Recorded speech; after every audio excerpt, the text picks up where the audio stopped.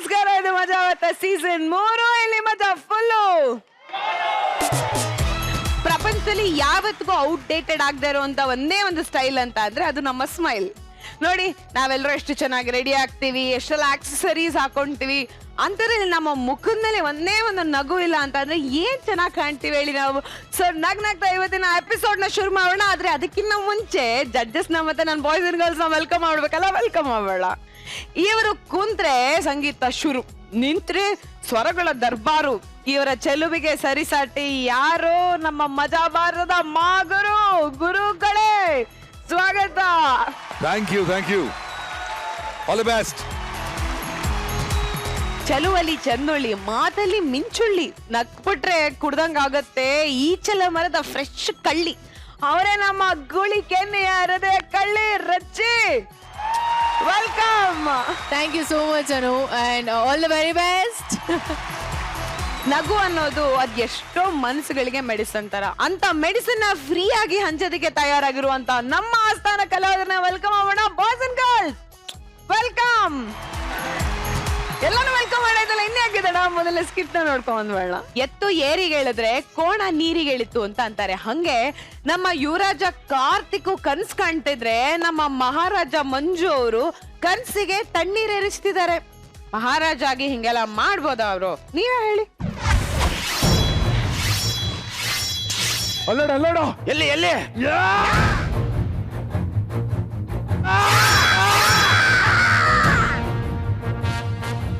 ಮಗಳು ಜಾನಕಿ. ಅಪ್ಪಾಜಿ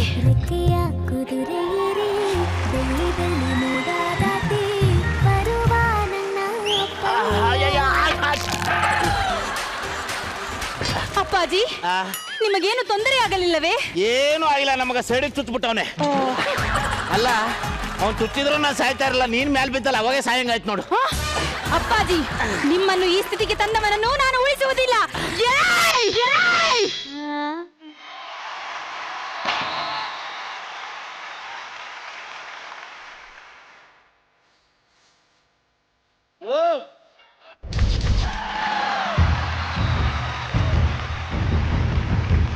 ಬೇಡ ನಡಿ ಮಗಳೇ.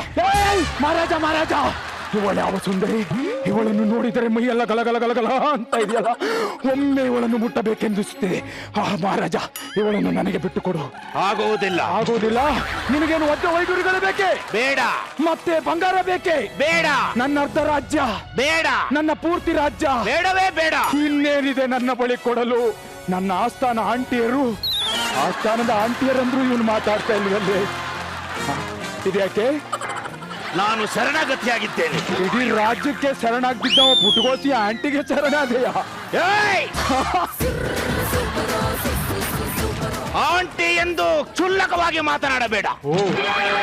ಆಂಟಿಯಿಂದ ರಾಜ್ಯಗಳೇ ಒಡೆದಿವೆ, ದೇಶಗಳೇ ಒಡೆದಿವೆ. ಹೌದು. ಹಾಗಾದರೆ ಈ ನಿನ್ನ ಮಗಳು ಧಾರಾಳವಾಗಿ. Thank you. ಅಪ್ಪಾಜಿ, ಇವನ್ ಯಾವ ಜಾತಿಯೋ ನಾನ್ ಯಾವ ಜಾತಿಯೋ, ಇದಕ್ಕೆ ನಮ್ಮ ಧರ್ಮ ಜಾತಿ ಒಪ್ಪುವುದೇ? ಜಾತಿ ಜಾತಿ ಜಾತಿ ಜಾತಿ.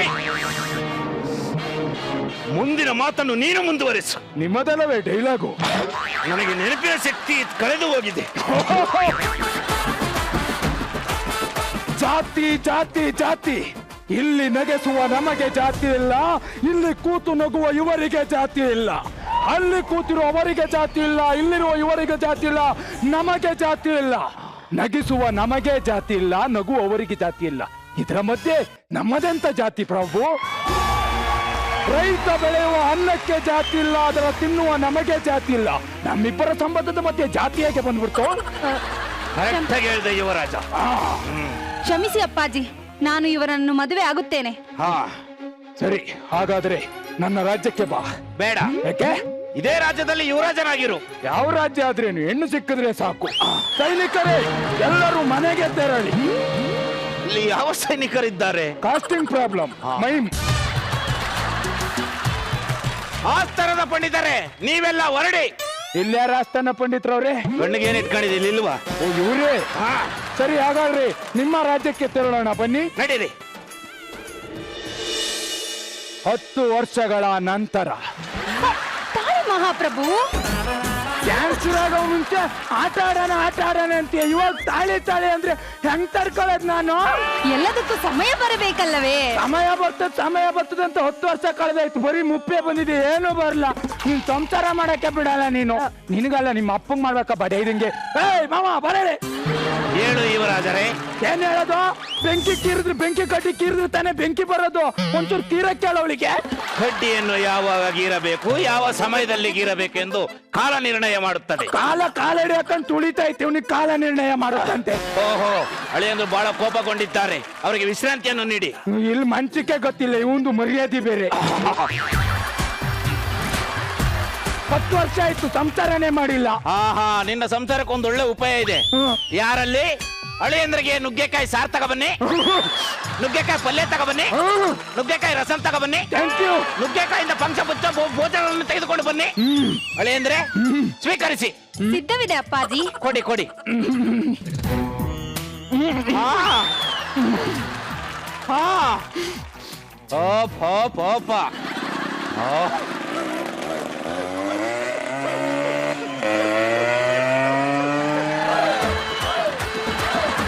ಅಳಿಯಂದ್ರು ತುಂಬಾ ಬಿಸಿ ಆಗಿದ್ದಾರೆ, ಹೋಗಿ ತಣ್ಣೀರು ಸ್ನಾನ ಮಾಡಿಸಿ.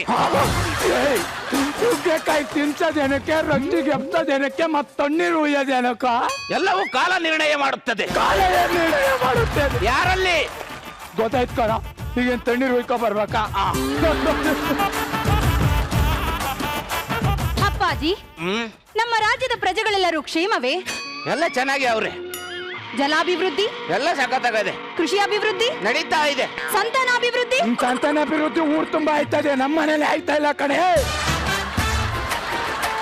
ದೇಹದಲ್ಲಿ ಏನಾದ್ರೂ ಸಮಸ್ಯೆ ಇರಬಹುದು. ಏನ್ ಸಮಸ್ಯೆ ಐತೆ? ಇವನು ಪಾವಗಡದಿಂದ ರಾಯಗಢ ತನಕ ಯುದ್ಧ ಮಾಡ್ಕೊ ಬರ್ತೇನೆ, ನಮ್ಮ ಮನೇಲೆ ಯುದ್ಧ ಮಾಡಕ್ ಬಿಡಲ್ಲ ನಾಯಿ. ಅಳಿಯಂದ್ರು ತುಂಬಾ ಸಿಟ್ಟಿಗೆದ್ದಿದ್ದಾರೆ, ಅವರ ಹೃದಯ ಘಾಸಿಯಾಗಿದೆ, ತಣ್ಣಗೆ ಗಾಳಿ ಬೀಸು ಮಗಳೇ. ಆಗಲಿ ಅಪ್ಪಾಜಿ. ಇವಳೊಬ್ಳು ಅಪ್ಪ ಹೇಳ್ದೆ ಕೇಳಕ್ಕೆ. ಏನ್ ಮಾಡ್ತಾ ಇದೀಯಾ? ನಿಮ್ಮ ಹೃದಯಕ್ಕೆ ಗಾಳಿ ಬೀಸುತ್ತಿದ್ದೇನೆ. ಮಾಕ ಹೃದಯ ಇರೋದಿಲ್ಲ ಕಣೆ, ಎಲ್ಲಿ ಯಾವಾಗ ಥಂಡಿ ಮಾಡ್ಬೇಕಂತಾನೂ ಗೊತ್ತಿಲ್ಲ, ನಂಗೆ ಗೊತ್ತಿದ್ರು ಆಗ್ತಾ ಇಲ್ಲ ಇಲ್ಲಿ. ಯುವರಾಜರೇ, ಏನೋ ಪ್ರಜೆಗಳು ಬಂದಿದ್ದಾರೆ, ಇದಕ್ಕೊಂದು ಕಡಿಮೆ ಇಲ್ಲ. ತೀರ್ಪು ಕೇಳೋದಕ್ಕೆ ಬಂದಿದ್ದಾರೆ. ಖರ್ಚು ಯಾರಲ್ಲಿ? 10 ವರ್ಷ ಆಯ್ತು. ಜಡ್ಡಿನಾಕನ ಬಂಪುನಾಕನ ಜಡ್ಡಿನಾಕನ ಬಂಪುನಾಕನ ಜಡ್ಡಿನಾಕನ ಬಂಪುನಾಕನ ಜಡ್ಡಿನಾಕನ ಬಂಪ್ ಜಡ್ಡಿನಾಕನ ಬಂಪುನಾಕನ ಜಡ್ಡಿನಾಕನ ಬಂಪುನಾಕನ ಜಡ್ಡಿನಾಕನ ಬಂಪುನಾಕನ ಜಡಿನಾಕನ ಬಂಪುನಾಕನ ಜಡಿನಾಕನ ಬಂಪುನಾಕನ. ಮಹಾರಾಜರಿಗೆ ಪ್ರಣಾಮಗಳು. ಮಹಾರಾಜರೇ, ಏನು? ನನ್ನ ಯಾಟೆಯ ಹಿಂದೆ ಇವನ ಹುಂಜ ಓಡಿ ಓಡಿ ಓಡಿ ಓಡಿ ಬಂದು ಮೇಲೆ ಹತ್ತಿ ಹೀಗೆ ಕುಕ್ಕುತ್ತದೆ ಮಹಾಪ್ರಭು. ನಾನೇನ್ ಮಾಡ್ಬೇಕು? ಅದನ್ನ ಬೇರೆ ಮಾಡಿ ಮಹಾಪ್ರಭು. ಅದನ್ನ ಬೇರೆ ಮಾಡಿ ಏನೋ ಮಾಡ್ಬೇಕು. ಇಲ್ಲಿ ನಮ್ಮನೇಲಿ ನನ್ನ ಹೆಂಡತಿ ಹತ್ರ ಸೇರಕ್ ಬಿಡ್ತಾ ಇಲ್ಲ, ನೀನ್ ಆ ಹುಂಜನ ಯಾಟೆ ಹತ್ರ ಸೇರಕ್ ಬಿಡ್ತಿಲ್ಲ. ನಮ್ಮ ನಿಲ್ ದೂರ ಮಾಡಿ, ಅದನ್ನ ನಿಲ್ ದೂರ ಮಾಡಿ, ಸಮಾಜಕ್ಕೆ ಏನಾರ ಮೆಸೇಜ್ ಕೊಡ್ಬೇಕು ನೀವು. ಅಳಿಯಂದರು ತಮ್ಮ ಸಮಸ್ಯೆ ಬಗ್ಗೆ ಹೇಳಿಕೊಳ್ಳುತ್ತಿದ್ದರೆ ಕೋಳಿಯ ಸಮಸ್ಯೆ ಬಗೆಹರಿಸುತ್ತಿಲ್ಲ. ಬೇರೆ ಸಮಸ್ಯೆ ಹೇಳಿ. ಯುವರಾಜರಿಗೆ ಪ್ರಣಾಮಗಳು. ಯುವರಾಜರಿಗೆ ಪ್ರಣಾಮಗಳು. ತಮ್ಮಲ್ಲೊಂದು ಕೋರಿಕೆಯನ್ನು ಕೇಳಿಕೊಳ್ಳುತ್ತಿದ್ದೇನೆ. ನನ್ನ ಹೆಂಡತಿಗೆ 16 ಜನ ಮಕ್ಕಳು. ಆಪರೇಷನ್ ಮಾಡಿಸ್ಕೋ ಅಂದ್ರೆ ಮಾಡಿಸಿಕೊಳ್ಳುತ್ತಿಲ್ಲ.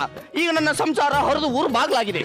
ಏನು ಮಾಡಬೇಕೆಂದು ಗೊತ್ತಾಗುತ್ತಿಲ್ಲ. ಹೇಳಿ ಮಹಾಪ್ರಭು. ಮಹಾಪ್ರಭುಗಳೇ, ಇವ್ರದ್ದು ಊರು ಬಾಗಿಲಾಗಿದೆಯಂತೆ, ನಮ್ಮನೆ ಬಾಗಿಲೇ ಓಪನ್ ಹೌದಾ ಮಹಾಪ್ರಭು? ನನಗೆ ಕೀ ಕೊಟ್ಟರೆ ನಾನು ತೆಗೆಯುತ್ತೇನೆ. ಇವನು ಅಧಿಕ ಪ್ರಸಂಗ ಮಾಡುತ್ತಿರುವನು, ಇವನನ್ನು ಜೈಲಿಗೆ ತಳ್ಳಿ. ಮಹಾಪ್ರಭು, ನಾನೇನು ಮಾತಾಡೇ ಇಲ್ಲ. ನೀನು ಮಾತಾಡಲ್ಲ ಅಂತ ನಿನ್ನನ್ನು ಜೈಲಿಗೆ ತಳ್ಳಿ. ಅದಕ್ಕೆ ಬಂದ ತಕ್ಷಣ ಏನಾದ್ರು ಮಾತಾಡ್ಬೇಕನ್ನ ನಡಿ. ಯುವರಾಜರು ಓರಿ ಆಡ್ದಂಗ ಆಡ್ತಾ ಇದ್ದಾರೆ. ನರ್ತಕಿಯನ್ನು ಬರಮಾಡಿ ಮನೋರಂಜನೆಯನ್ನು ನೀಡಿ. ಯಾವ ತಣ್ಣೀರು ಟ್ವೀಟ್ ಮಾಡೋದು ನೀನೆ, ತಣ್ಣೀರಿಗೆ ಗೊತ್ತದು ನೀನೆ. ನನಗೆ ಆಸ್ಥಾನೂ ಬೇಡ, ಈ ರಾಜ್ಯನೂ ಬೇಡ, ಜೈಲ್ ಸೇರ್ಕತೀನಿ ನಾನು. ಬನ್ನಿ ಮಹಾಪ್ರಭು, ಬನ್ನಿ. ಯುವರಾಜರ ನೀವ್ಯಾಕೆ ಸೆರೆಮನೆಗೆ ಹೋಗುತ್ತಿದ್ದೀರಿ? ಗೊತ್ತಿಲ್ವಾಪ್ಪ? ಗೊತ್ತಿಲ್ವಾ? ಹೊಟ್ಟೆ ತುಂಬ್ದನಿಗೇನೋ ಗೊತ್ತು, ಹಸುವು ಹೊಟ್ಟೆ ಎಸ್ಕೊಂಡಿರೋ ನೀ ಗೊತ್ತು. 10 ವರ್ಷದಿಂದ ಊಟ ಮಾಡಿಲ್ಲ. ಊಟ ಮಾಡಿಲ್ವಾ? ಹಾಗಾದ್ರೆ 2 ಬಿರಿಯಾನಿ ತಗೊಬನ್ನಿ. ಬಿರಿಯಾನಿ ಯಾವನಿ ಬೇಕಲ್ಲ, ಸಂಸಾರ ಮಾಡಿಲ್ಲ ಕಣ. ಮಗಳೇ ಜಾನಕಿ, ಬಂದೆ ಅಪ್ಪಾಜಿ. ನಿನ್ನ ಮೇಲೆ ಮುನಿಸ್ಕೊಂಡು ಅಳಿಯಂದ್ರು ಸೆರೆಮನೆಗೆ ಹೋಗಿದ್ದಾರೆ. ಹೌದೇ? ಅದೇನು ವಿಚಾರಿಸು. ಪ್ರಿಯಾ, ನನ್ನ ಮೇಲೆ ಕೋಪವೇ? ಕೋಪ ಇಲ್ಲ, ಸ್ವಲ್ಪ ತಾಪ. ಹೊರಗೆ ಬನ್ನಿ. ಬರಲಾರಿ. ಏನು ಪ್ರಿಯಾ? ನನಗೇನು ಸೌಂದರ್ಯ ಇಲ್ಲವೇ, ಅಂದ ಇಲ್ಲವೇ, ಚಂದ ಇಲ್ಲವೇ? ಏಕೆ ನನ್ನೊಂದಿಗೆ ಸಂಸಾರ ಮಾಡುತ್ತಿಲ್ಲ?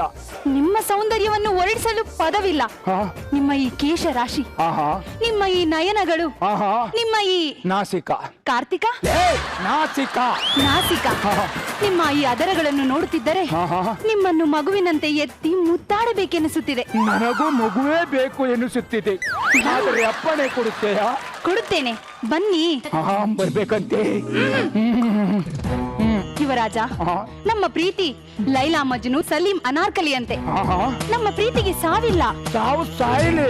ಈಗ ನೀನು ಯುವರಾಜರೇ, ಈಗ ತಣ್ಣೀರಿಗೆ ಹತ್ಬೇಕಪ್ಪ. ಮಹಾಪ್ರಭುಗಳಿಗೆ ಪ್ರಾಣಗಳು. ಅದು ಪ್ರಾಣಗಳು ಅಲ್ಲ, ಪ್ರಾಣ್ಯಗಳು. ನಾನು ಶಿಲ್ಪಿ, ನೋಡಕೊಳ್ಳೆ ಕಪಿದ್ದನಿದೆಯಾ? ನಾನು ಸಿಕ್ಕ ಸಿಕ್ಕ ಕಲ್ಲುಗಳನ್ನು ಕೆತ್ತಿ ಶಿಲೆಯನ್ನು ಮಾಡುವೆನು.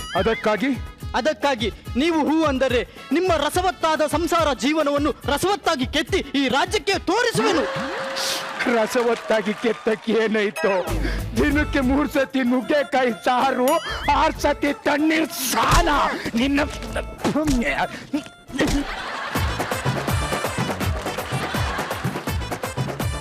ಹುಳಿಯೇಟನ ಪೆಟ್ಟು ಅಂತ ತಿಳ್ಕೊಂಡ್ರೆ ಯಾವ ಕಲ್ಲು ಶಿಲೆ ಆಗಲ್ಲ. ಫಲ ಉಳೋದನ್ನ ನೋವು ಅಂತ ತಿಳ್ಕೊಂಡ್ರೆ ಯಾವ ಭೂಮಿನೂ ಫಲ ಕೊಡಲ್ಲ. ಯಾವ್ದಾವ್ದೋ ಪಿಕ್ಚರ್ ಡೈಲಾಗ್ ಎಲ್ಲ ಹೇಳ್ಕೊಂಬಂದು ಸಾಯ್ತವಳೆ. ಇವನ್ನ ನೇಣಿಗಂಬಕ್ಕಾಕಿ ಅದನ್ನ ಕೆತ್ತಿ ಶಿಲೆ ಮಾಡುವೆನು.